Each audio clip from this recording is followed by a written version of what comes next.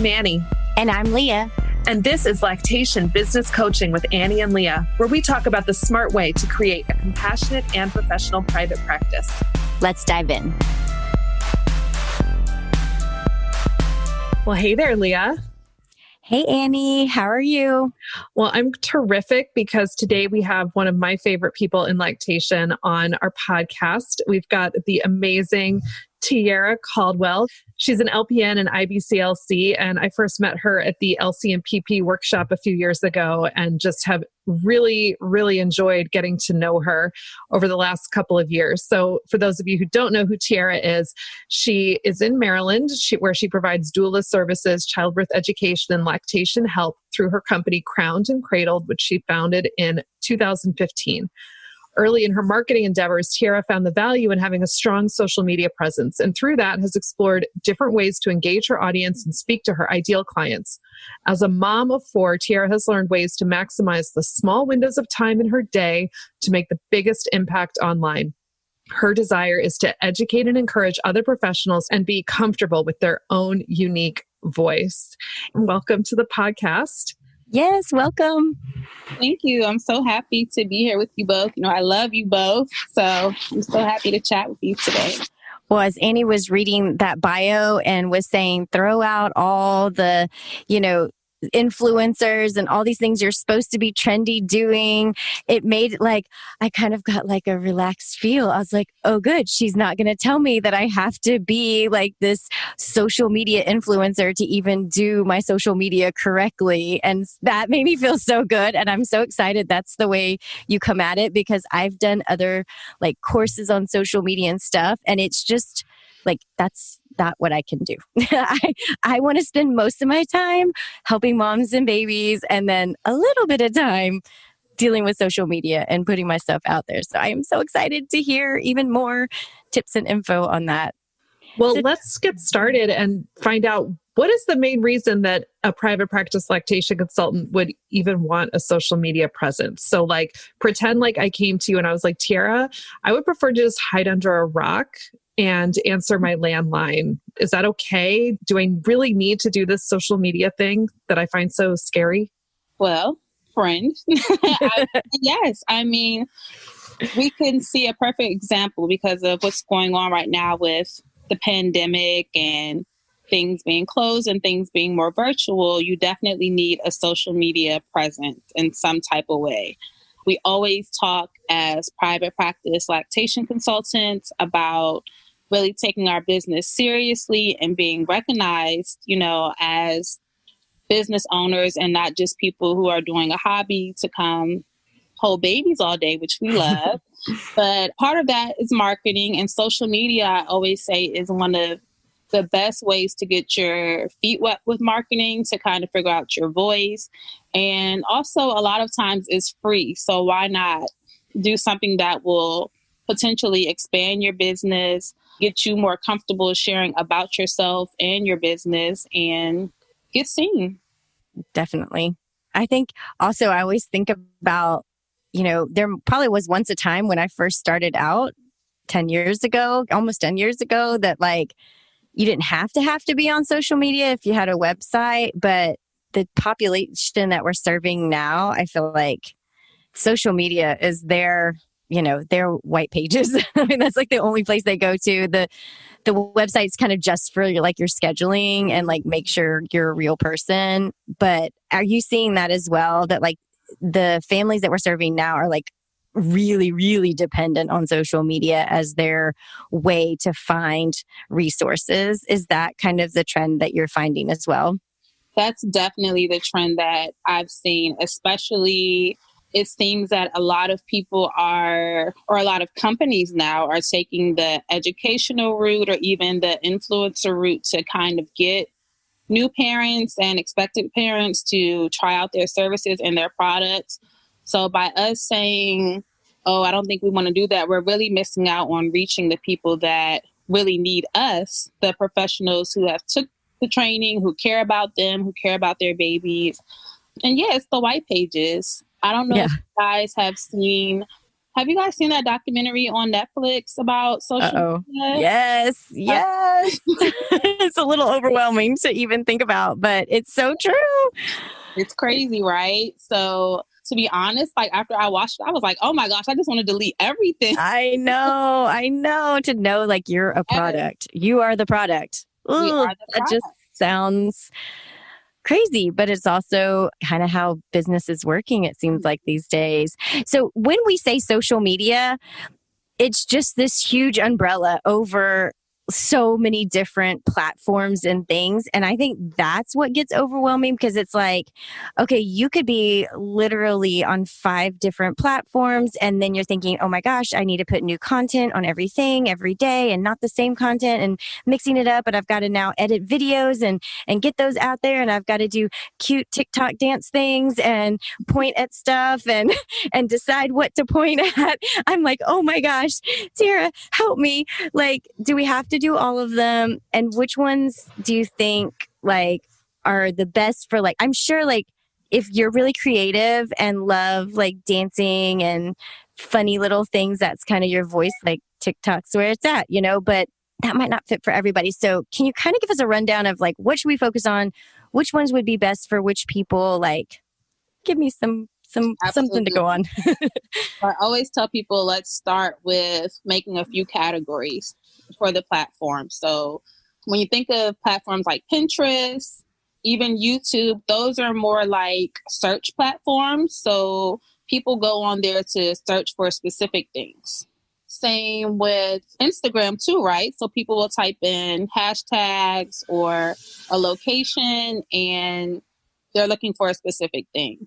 The great thing about Instagram is because they've, I guess, tried to dominate the whole market. They have a lot of different things in one platform.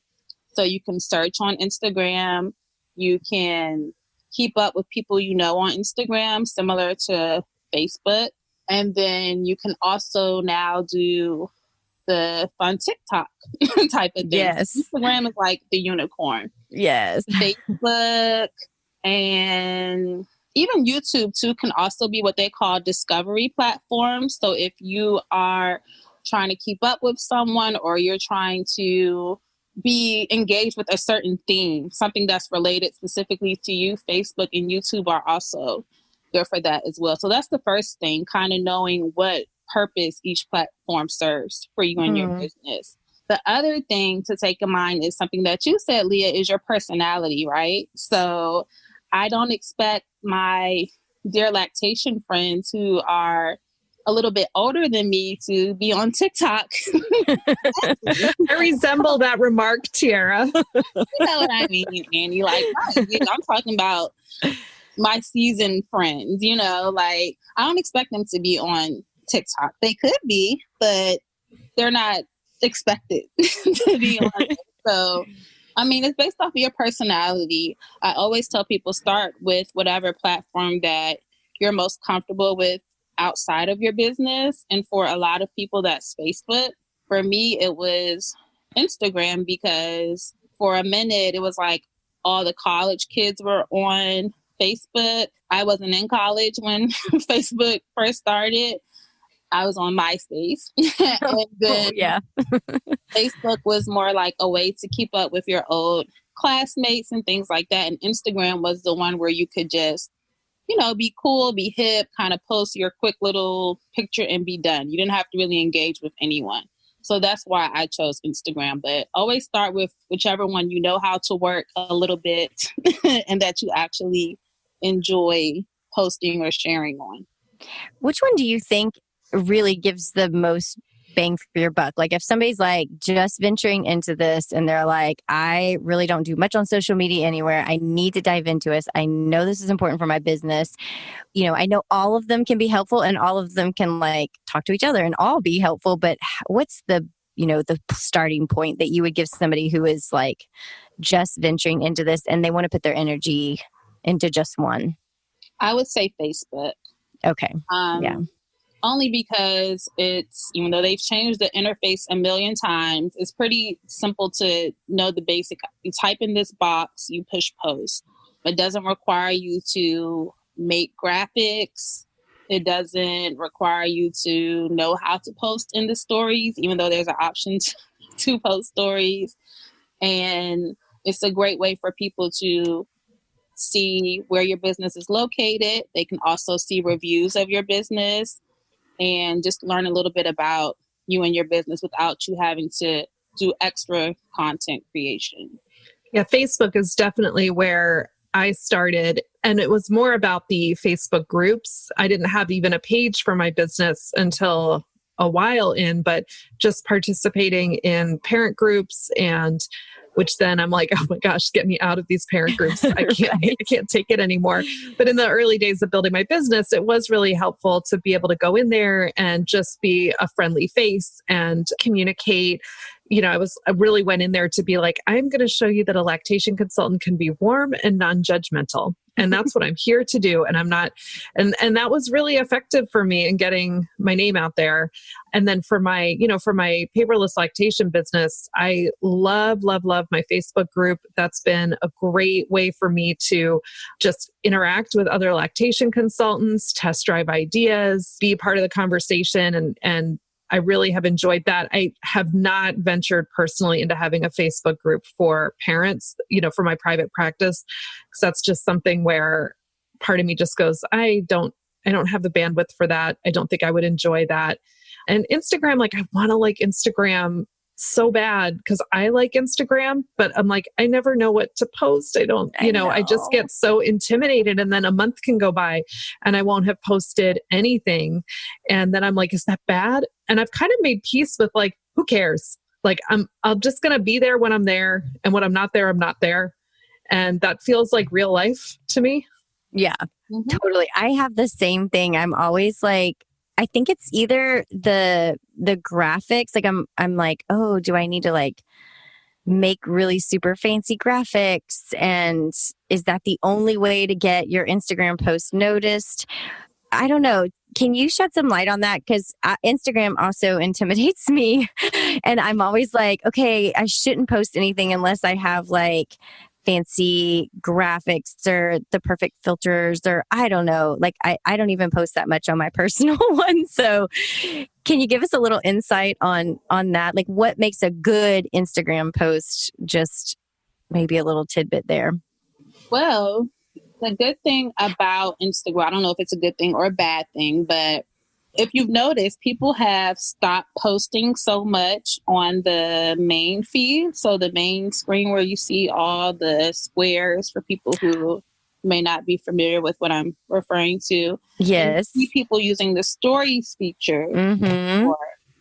And a great way to get people to see your page and also to get engagement on other pages that you like is to simply tap someone's square, tap the little paper airplane icon. Oh, yeah.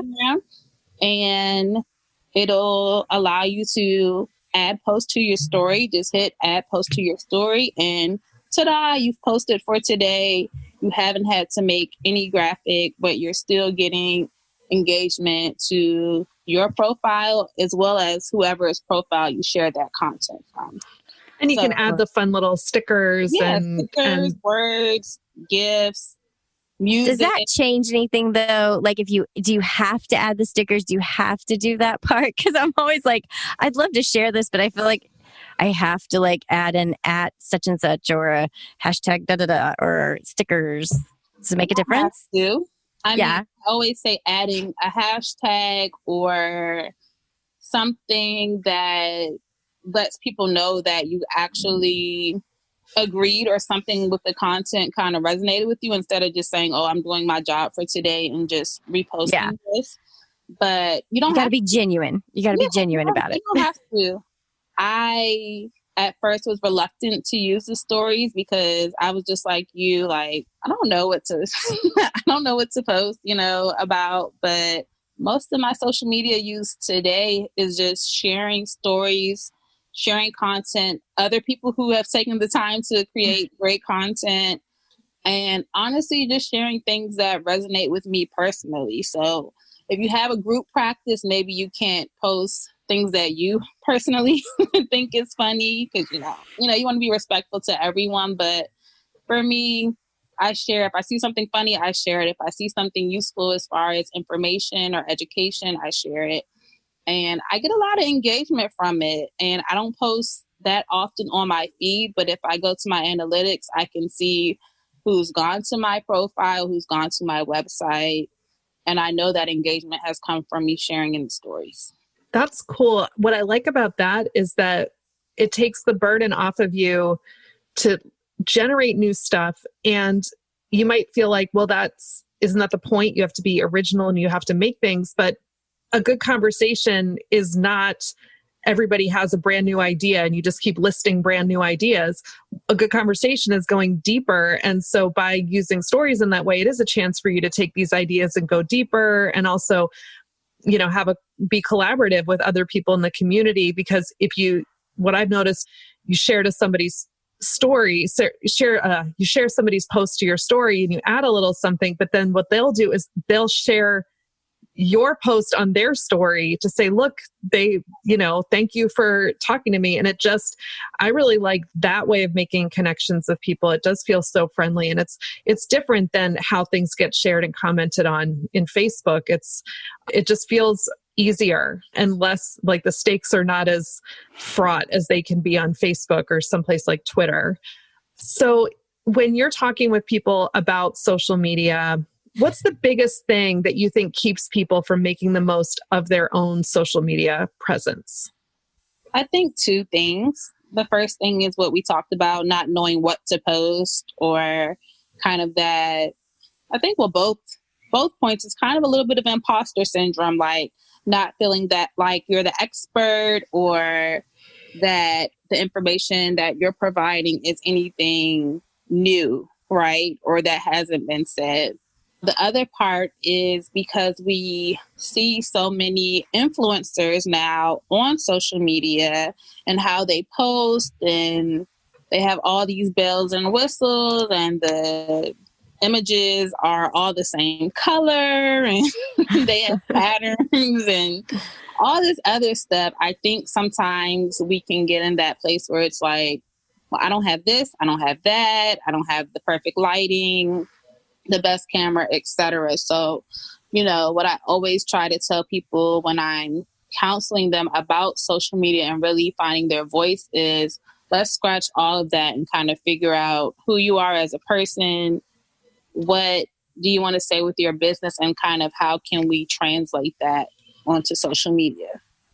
I so appreciate that, because you do really get pulled into these like beautiful, some of these people have that's all they do though. They're not, that's their whole job, is to cultivate beautiful Instagram profiles because they're an influencer. But it really can get intimidating because you think, well, your Instagram is going to be irrelevant standing next to that. But in the grand scheme of things, good news is they don't really stand next to each other. It's tapping in with your voice to the people that want to hear your voice, is what I hear you saying. And I think it helps so much what you said about like just trying to put yourself out there as your genuine self. You don't have to be perfect lighting and the bestly worded, post ever, but just like using your voice. Do you think it's helpful to have, something unique about, trying to find something unique that you kind of helps generate the ideas? I've seen other people do this, I don't know, but this is like a total not related to breastfeeding at all, but your gig is, maybe you make whatever, but wiener dogs are your favorite thing ever. So you have this wiener dog theme or something. But I was thinking about that as far as with breastfeeding, because maybe you have, I've seen people they love coffee, so yeah, they'll have some, breastfeeding information, but then they're like, I'm a coffee lover and everybody get your coffee this morning. Is that kind of what you mean about finding your voice and who you are and your quirks about you? Is that what you're talking about? It's a long way around to try to ask that one question that involved wiener dogs. Sorry, that was so random. But That's the only thing I could think of. Oh my goodness. Yes. I would say not in the literal sense. So if you like coffee, you don't have to say, hey, here's my coffee. But I think and that's where the creativity comes into play when it comes to social media, because you're able to find ways to still bring you into your platform without being corny or being fake. You know what I mean? Because my approach to social media won't work the same for someone else. So that's why when people say, oh, well, should I just hire someone to do my social media? I say, yes, absolutely. Hire someone to help come up with your graphics. You can have someone post for you, or you can use a, scheduling app. But when it comes to you creating like a calendar or something like that, you need to be the one to come up with those ideas, because no one's going to be able to be you. Like, to capture your voice. Yeah, I think that's critical. It's impossible. So yeah, I definitely think that there are some creative ways that you could show your personality, but honestly, just being yourself is just fine. Like, you don't have to go out of your comfort zone and say, hey, I like cats, so I'm going to show you That's this. my unique voice is cats. Like, to me, if I have tore up nipples, that's not going to make me say, hey, I want this person to come help me. But if someone is sharing that they're also a doula, or that you don't have to share this, but let's say, for example, you suffered a pregnancy loss, or if you had to deal with a baby that wouldn't latch, just sharing little small parts of your journey to where you are, I think is always good for your colleagues and your potential clients to be able to connect with you on a more personal level without telling all of your business, if that makes sense. Well, that's very helpful. We don't have to share the wiener dogs. We don't. I love that. It's really always so reassuring to talk to you, because you bring things down to a manageable level. And I love that you remind us that it's really just an extension of who you are. And if you're trying to make it anything else, it's not going to work. And people, I think, are so sophisticated in their social media consumption these days that they really can tell when you're faking it. And that's worse than being a little unpolished is better than trying to fake something that you're not, in my opinion. I mean, nobody hired a lactation consultant because they were like, I want her couch. She must be the one that can help me with breastfeeding. Though I do go to like clients' houses and I'm like, I totally want that couch. Yes. At one time, this is totally an aside, I was at a client's house and I was like complimented her on her rug. I was like, your rug is really beautiful. And like 2 weeks later, she was like, do you want a rug? We're giving it away. We actually found a better rug. And so I have her rug is in my living room and I really love it. So anyway. That's amazing. I'm glad that you actually liked it and you weren't just trying to make conversation. Right. Yeah, I think I asked her, I was like, where did you get your rug? I really like that rug. I'm curious. I might want to buy that rug myself. So anyway, sometimes our clients influence us, and isn't that the lesson for the day? Definitely. Definitely. Well, this has been so fun talking about social media. I'm always intimidated starting into these conversations. And then, Tiara, you always make me feel so much better. And I'm probably going to everybody go look at my social media feed, because I'm going to post a whole bunch of things like today because I get all inspired and I want to do it now because I feel all relaxed about it. And like, I can do this. I can share my voice. So thank you so much for all that you've shared today and for joining us. We really appreciate your time. Yeah. And if you want to follow Tiara on social media, she's at Birth CEO on Instagram and YouTube. She also has a podcast, the Birth-ish podcast. And if you are interested in working one-on-one with Tiara for social media services, you can go to paperlesslactation.com/social media and find out about her one-on-one services to help you get more confidence with social media and come up with a plan that works for your goals and your specific voice. And she's really good at it. So thank you so much, Tiara, and I hope you have a wonderful day. Thank you. Thank you for having me. Thank you. Bye. Bye. Want to continue the conversation? Join our community and connect with other private practice lactation consultants just like you. We offer support and exclusive member-only content designed to help you create a compassionate and professional private practice.